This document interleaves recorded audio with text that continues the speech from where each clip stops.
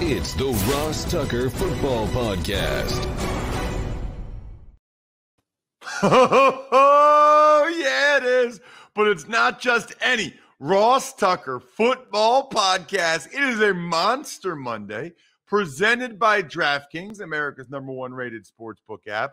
Mondays mean it's a new opportunity to get better every day this week. It's a new opportunity for you to decide, you know what? I want to change my life for the better, and I want to be a winner. I want to spread the word via social media about the @Ross Tucker Pod Gospel, whether it's Twitter or Instagram or Facebook, or just quote tweet my boy @Ross Tucker NFL when he posts something about the show and say, this is the best show. This is the best dude. If you're not part of the family, you are missing out. Go for it. Spread the word, winner, or sponsor confirmation email winner. Still got a couple more Maddens to give out. I still have a newsletter going out either this week or next.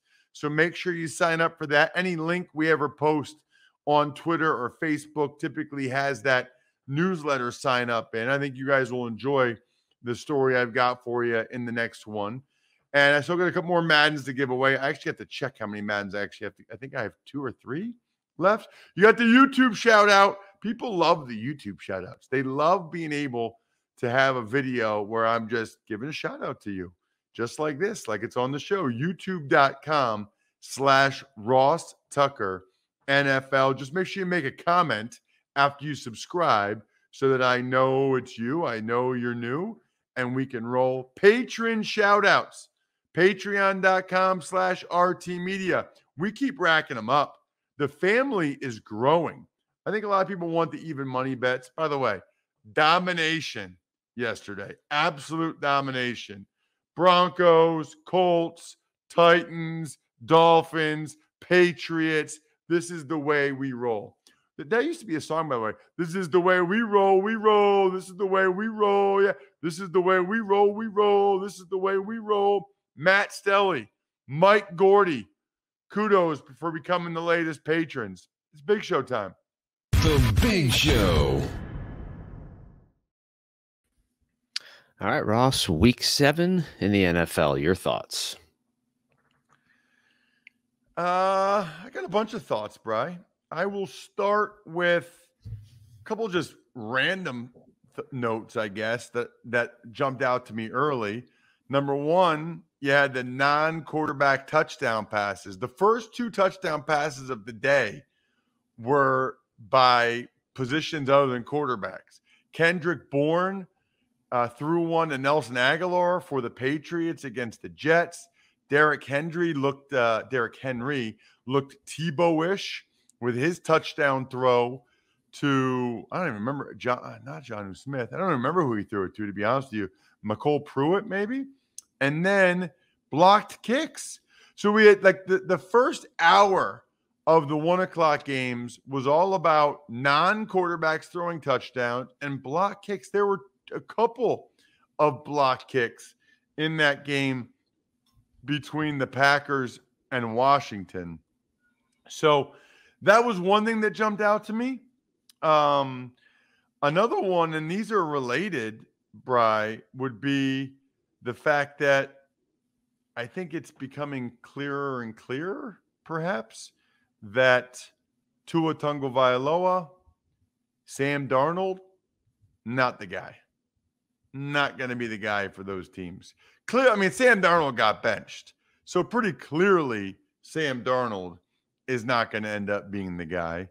As for Tua Tagovailoa, I just don't know if he's going to get the chance. You know, I almost hope that the trade for Deshaun Watson that's being rumored that I'm going to actually write about this week. I'm doing a column every couple of weeks for DK Nation through DraftKings. So make sure you check DK Nation or check my social media @Ross Tucker NFL for when I post that. But I almost hope the Deshaun Watson trade doesn't happen so that Tua Tagovailoa gets the rest of this year to show what he can do. I'm not sure he's going to be afforded that opportunity. He's done a lot of good things the last 2 weeks. The problem is he's thrown 3 terrible interceptions. The one at Jacksonville was really bad. The 2 yesterday in the red zone cost him the Falcons game. And I think between the injury history, the injury this year, the critical errors, this is what I'm going to write about. I just don't think that the Dolphins owner is that patient. I just don't think he wants to wait around and see whether or not Tua can be the guy. I think if he can get a guy like Deshaun Watson, a proven top 5 guy, he's going to take that bet as opposed to hoping Tua Tagovailoa continues to get better. Tua Tagovailoa, by the way, I think I could see other teams that would want him as their starter. I just don't think that the Dolphins owner is going to be that patient. I think, how about this as for a theme from yesterday? There was only one-score game. There was only one-score game the whole day. That Falcons-Dolphins game was the only close game. Highly, highly unusual for the NFL. I mean, that just almost never, ever happens. So pretty crazy. 2 more themes. I got lots of themes today, Bri. Cooper Kupp and Jamar Chase, they're both on record paces. Kupp for any receiver, Chase for a rookie receiver. Absolutely awesome what those guys have done to start this year. And then the Chiefs, man. I mean, the Chiefs lost 27-3. They've got to be one of the themes. It's got to be one of the takeaways to talk about whether or not the Chiefs are going to end up being able to be in the mix, whether or not the Chiefs make the playoffs. I mean, if they were in the NFC, they'd have some major issues. AFC, and with 7 teams, I think that they have a decent chance to still make the playoffs. They just got to get this thing turned around sooner rather than later because they're running out of time. And, man, my glasses aren't real good, but I'm seeing a team that doesn't look nearly as good as they did the last few years. Speaking of my glasses not being real good, visibility, Bri, is your first line of defense when it comes to staying safer on the road. Seeing better means spotting the unexpected even faster. If you're looking for better visibility, you got to go over to AutoZone. They've got the parts and products you need to drive safer and see more behind the wheel. Not only that, but from November 1st to November 7th, next week, there will be exclusive deals during AutoZone Visibility Week. Wipers squeaking or streaking, go ahead, replace them. $10 bonus reward when you buy 2 Rain-X Quantum wiper blades. Why not buy them next week? The AutoZone Rewards program, you get a $5 bonus reward just for joining. You want your some new headlights? $25 bonus reward when you buy a Sylvania LED Fog Twin Pack. Ready to see more and drive safer? Visit your nearest AutoZone or head to AutoZone.com to start your job today. Get in the zone, AutoZone. Tuck's Takes. All right, let's start with Daniel Jones. He carries the Giants to a 25-3 victory at home against Carolina. Yeah, he did. How about Daniel Jones looking like the best receiver, running back, and obviously quarterback for the Giants? They had nobody, dude. No Kenny Golladay, no Evan Ingram, no Saquon Barkley. Even Sterling Shepard before the game tried to work out, couldn't play. They won 25-3 anyway.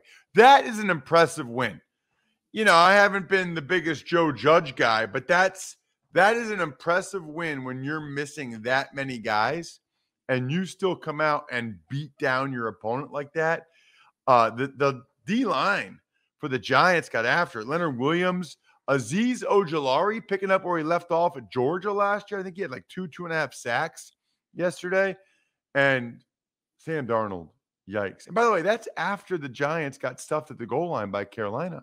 On 4 downs, they got stuffed. They still won 25-3. Darnold had a horrible intentional grounding in the end zone. Another terrible pick. Eventually gets benched for PJ Walker, which is part of the reason why I will be writing about Deshaun Watson's trade value this week. Tuck's Takes. Patriots won their 12th straight over the Jets and their first at home this season, 54-13 the final. So I mentioned the touchdown pass by Bourne already. Zach Wilson got hurt. Looks like it might be his PCL. Looks like he might be out for a few weeks. That's not good, especially when your backup's name is Mike White. Mike White. I would love to know the percentage of our listeners, and we've got a lot of them, that have, number one, ever heard of Mike White. Number two, could tell you what college he went to. Would love to know. Like, there are people listening that have never heard of Mike White. I am convinced. Belichick throwing bombs with Brian Hoyer up late, up 30-plus points late is really something. I mean, he really hates the Jets. He hates that organization and likes to try to embarrass them anytime he can. You know, the irony of it is Belichick would be so annoyed if somebody did that to him. Like, he would never talk to that person again, but I guess he just doesn't care. A lot of Damian Harris run game, a lot of screens for the Pats. Tuck's Takes. Titans scored on their first 5 possessions and dominated the Chiefs, 27-3. Yeah, I mean, it was 27-0 at halftime. Scoring on your first 5 possessions is ridiculous. I guess kudos to the Chiefs' defense in the second half, not giving up any points. I don't know. I mentioned the Derrick Henry touchdown pass. They also didn't give up 100 yards to Derrick Henry. Kudos to the Chiefs. But A.J. Brown had the end zone touchdown. Patrick Mahomes had a bunch of turnovers as that Titans D-line got after him, man. I mean, they got after him. Landry, Bud Dupree, and Mahomes took a vicious knee to the helmet from Jeffrey Simmons, the D tackle. The Chiefs said he was okay and that he passed the concussion protocol. They just decided not to put him back in the game. I'm a little confused. He got up all wobbly after the game. I don't know how he passed the concussion protocol so quickly.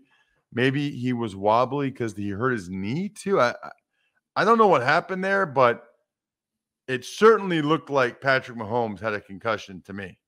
But I'm not a doctor. I'm not an expert. So that's just my my observation. Tuck's Takes. Packers won their 6th in a row, 24-10 over the Washington football team. You know, the Washington football team had a chance to win this game. They moved the ball pretty well against that Packers defense, but they had the block kick. You know, Taylor Heineke, he just makes critical errors, man. I mean, he's fun to watch. He's entertaining. He can run around. He can make some good throws. But, you know, the double whammy on the goal line of third down, sliding short of the line to gain, brutal. Then on fourth down, he gets the ball like tipped out as he's trying to reach it across the goal. I mean, that was the game right there. The game was over when Washington did not score on those plays. Terry McLaurin had an awesome touchdown catch. Seems like he does something awesome every week. I don't know how Devontae Adams is always so open in the red zone for the Packers. That's beyond me. Rashawn Gary, I thought, played well for the Packers, which they need with no Zadarius Smith. Speaking of that, I thought it might have been the best game of the year for the Washington D-line. Give some credit to John Allen, Montez Sweat, and the boys. Chase Young still having a disappointing second year. Tuck's Takes. Kyle Pitts, 163 receiving yards in the Falcons, 30-28 win over the Dolphins in Miami. Yeah, he's a freak. I mean, he is a certified freak. He's a super freak. Super freak. He's super freaky. Wow. He's a tight end in name only. They're splitting him out now wide receiver, and he is just tearing apart corners that try to cover him. Ridiculous catches on the sideline. He is a special player. They obviously don't win that game without him. For the Dolphins, Tua, and this is part of my story too, he played really well, except 2 rough interceptions in the red zone that you just can't have. It's the difference between winning and losing. He threw for a bunch of yards, threw for 4 touchdowns, completed a lot of passes. 2 critical errors, can't have it. Tuck's Takes. Big day for Burrow and Chase. Bengals over the Ravens 41-17. Well, it sure was. And before I get to that, because I was so good this week with my even money bets, I'll give you guys a little secret. Pickswise is the #1 free app for football picks, odds, and analysis. Find expert picks for every game all season long. Loaded with best bets, props, and parlays. You can find in-depth game predictions giving you the who, the how, and the why behind every prediction, all for free. Found your pick? Search our latest DraftKings promotions to sign up for an account and place your bet. Download the free Pickswise app now to make your next bet better. Pickswise backs responsible gambling. Gambling problem? Call 1-800-GAMBLER. As for this game, I tweeted this earlier this morning, Bri, at Ross Tucker NFL. Recording this, by the way, at 8:30 a.m. Eastern time because Bri is waking up early in Vegas. It's 5:30 Vegas time. CJ, I thought the Bengals, this might have been the most impressive win any team's had all season. On the road at Baltimore, at 5-1 Baltimore, and you beat them down 41-17. CJ Uzoma is a total stud. He had 2 long touchdowns. Jamar Chase is unreal. 8 catches, over 200 yards. I mean, this was a statement game by the Cincinnati Bengals. The Ravens couldn't run it very well. The Bengals D is so much better than I thought. Ogunjobi, Trey Hendrickson, Hubbard, Logan Wilson at linebacker. I knew about Jesse Bates at safety. The Bengals even ran it pretty well with Joe Mixon and Pirine, especially late. I mean, the Bengals right now, if the season ended today, it doesn't. If it ended today, the Bengals would be the #1 seed in the AFC. Get that through your head right now. Crazy. Bananas. Tuck's Takes. The Stafford-Goff showdown went, well, as expected. Rams over the Lions, 28-19. Lions still winless. That's not good. What is good, though, is Dan Campbell. Think about this. They lost by 9 points. Dan Campbell recovered an onside kick and converted 2 fake punts. That is like stealing 3 possessions. And the Lions still lost by 9. Your head coach stole you 3 possessions and you still lost. You know why? Because Matthew Stafford was lights out on 3rd down. The Rams only had to punt once. I thought Jared Goff played fine, but the end zone interception of Jalen Ramsey. Some of these quarterbacks, they're fine. They're fine. But rather than making the clutch play to win the game, they have a tendency to make the critical error to lose the game. Jared Goff appears to be one of those guys. Sam Darnold, Tua Tagovailoa, it seems like they're those guys. Jalen Ramsey, I know Aaron Donald was in his face. Can't do it. Nope, not going to do it. Jalen Ramsey gets a pick. I will say, look, Cooper Kupp's a stud. I mentioned that earlier. I will say DeAndre Swift gives the Lions something to build around. I mean, he should be the foundational piece, as Greg Cosell would say on Thursday mornings, the foundational piece of the Lions offense. Tuck's Takes. Derek Carr had a career best 91.1 completion percentage. That was 30 out of 34 and a touchdown. Raiders 33, Eagles 22. All right, so a couple things here, Bri. First of all, this is the game you're at, right? Yes. Okay. I have some spies, some Eagles beat writer spies that alerted to me even just the dessert looked phenomenal. What was it? Well, all right. Hang on a second. Let me pull up because I took a picture of the dessert menu. Give me 1 second. So the dessert menu was Philly cheesecake bars, a shoe fly pie, root beer float push pops, butterscotch budino cups, Eagles and Raiders cookies, and chocolate pizza. What was the best? I thought the root beer float push pop was going to be good. It mildly disappointed, but it was still good. The Philly cheesecake bars were great, as were the butterscotch budino cups. Don't really know what it was. What does that mean? What does a Budino cup mean? It was a little cup. It had a little candy on top of it, and then it was a mixture of butterscotch and some sort of cream filling underneath it. That did not disappoint. Okay. What about the real meal? All right. So as for the real meal, the pregame stuff was more eggs. There was an egg tray, with onions and stuff in it, and then for the vegan folks, you had a substitute tofu. It's all right. The key there was the maple syrup French toast. That's where you got to go. That's that was legit. Solid. It's hard to screw that up. Yeah, and then at halftime they had Philly cheesesteaks, Caesar salad, roasted vegetables, and obviously tons of desserts and candy. So I mean, they made a huge effort and definitely solid with an A. That's a legit halftime. Usually that teams will have pretty solid pre-games, but then halftime is just like a hot dog or blah. That's a legit and they still halftime. had that as well if you wanted it. Right, but you only have like 10 minutes at halftime. Right. I'm surprised.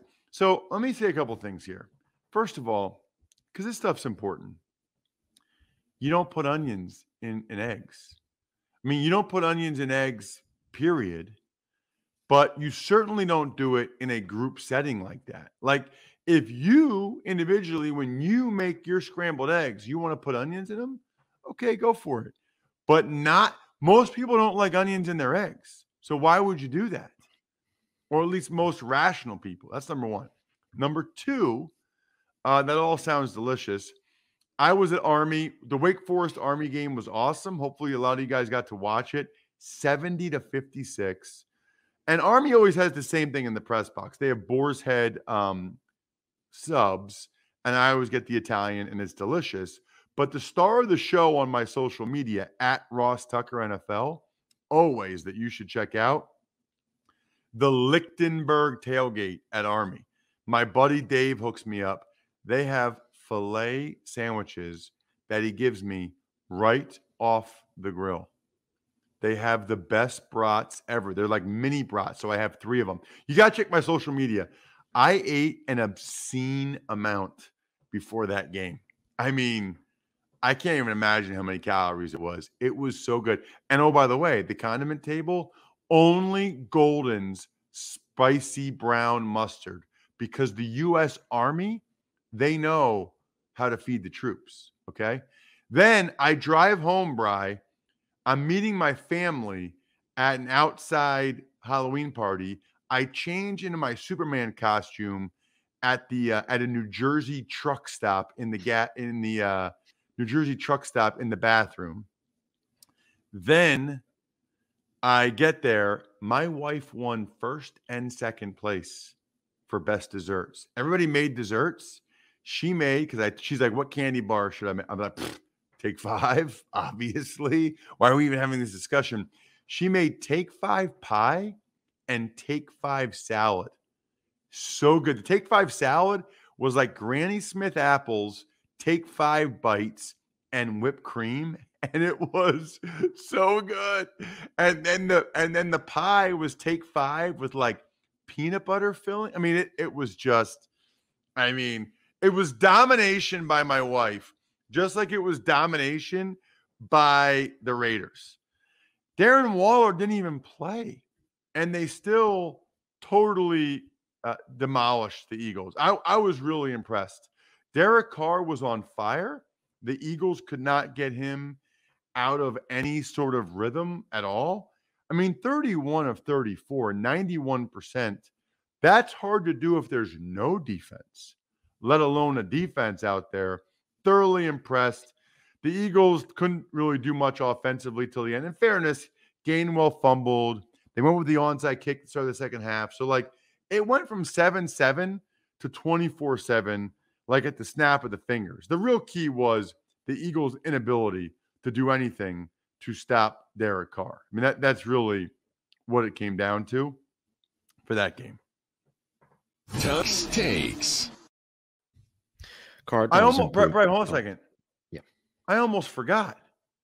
Pretty clearly, Derek Carr was the AutoZone in the zone player of the week. I just spent 3 minutes praising Derek Carr and almost forgot to mention the most important part. Derek Carr was the in the zone player of the day presented by AutoZone. In fact, our buddy at AutoZone, he's a Raiders fan. So he's probably thrilled that Derek Carr wins the award. I mean, he almost completed every pass the entire game. I don't know that I've ever seen anything like it. At one point, I think he completed 16 in a row. And even the one interception was a tipped ball. He almost threw a perfect game, did Derek Carr. 31 of 34, 91% completion rate. It's amazing to me that the Eagles were not able to disrupt him even a little bit. Kudos to Derek Carr, especially without Darren Waller to play that way. Extremely impressed. Derek Carr, you are the in the zone player of the week presented by AutoZone. Tuck's takes. All right, Cardinals improved to 7-0. They beat the Texans 31-5. First time ever an NFL game ends in that score, which means it's a scoregami. Why do people get so excited about scoregami? So, scoregami! Yeah, it's a scoregami. It's never happened before. Kingsbury was back. I mean, how about Zach Ertz having like his longest touchdown ever in his first game with the Cardinals? That's pretty crazy. The Texans actually had a 5-0 lead as the Cardinals were out of sorts early, but then the Cardinals took over. They run the ball very well. They really do. Texans had penalties, mistakes, blah, blah, blah. The Texans Texaned. Tuck's takes. Next game, Bucks 38, Bears 3. Tom Brady threw his 600th touchdown pass and gave his hat to a little boy that had a sign that said, "Tom Brady helped me beat brain cancer," which is unbelievable. So kudos to Tom Brady for that. The Bucks D forced 5 turnovers, I think. I think Fields had 4 of them. Fields threw 2 interceptions. He fumbled twice. Mike Evans had 3 touchdowns. The lone bright spot for the Bears was Khalil Herbert. Frankly, I thought the Bears would keep it closer than this. I was stunned by how bad the Bears played.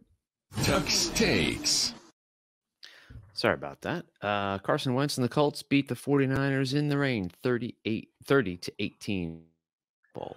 Yeah, this is not good for the Niners. Things are getting ugly there. I mean, it started with a statement drive by Eli Mitchell. They ran the ball right down the Colts' throat on the first drive to start the game. Then Jonathan Taylor fumbled on the Colts' first play to give the Niners the lead, the ball. They could only get a field goal, though, and it was 9-0.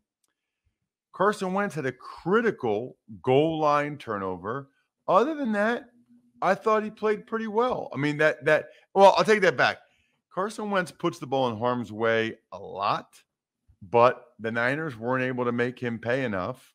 He had a gutsy touchdown run. He had another third down run where it was like 3rd and 16 and he got it. Otherwise, played pretty well. It felt like Deebo Samuel is the only real receiving threat for the Niners without George Kittle. Ayuk is not really there. And Xavier Rhodes, he had that key interception to seal it as the Colts defense was much better in the second half. Felt like a swing game for the Colts and the Niners. Feel like the Niners are kind of out of it. I mean, they're in a bad way, whereas the Colts, they're staying in the mix. I think the Colts, that's why I took them with the points on the Even Money podcast. The Colts are playing much, much better. Shout outs, by the way, in order for Pizza Boy Brewing, Sporticulture, Vision Comics with an X, HumanHeadNYC.com, SteakhouseSports.com. They are all, I think we're done here, members of Patreon.com/RT Media. Speaking of that, I do think we're done here. Thanks for listening to the Ross Tucker Football Podcast. Make sure to also subscribe to the Fantasy Feast, Even Money, Business of Sports, and College Draft. All available at Apple Podcasts, RossTucker.com, or wherever podcasts can be found. A lot of times on the show, I mentioned DraftKings. Here's what you need to know. You got to be 21 or older, New Jersey, Indiana, or Pennsylvania only. New customers only. Restrictions apply. See DraftKings.com/sportsbook for details.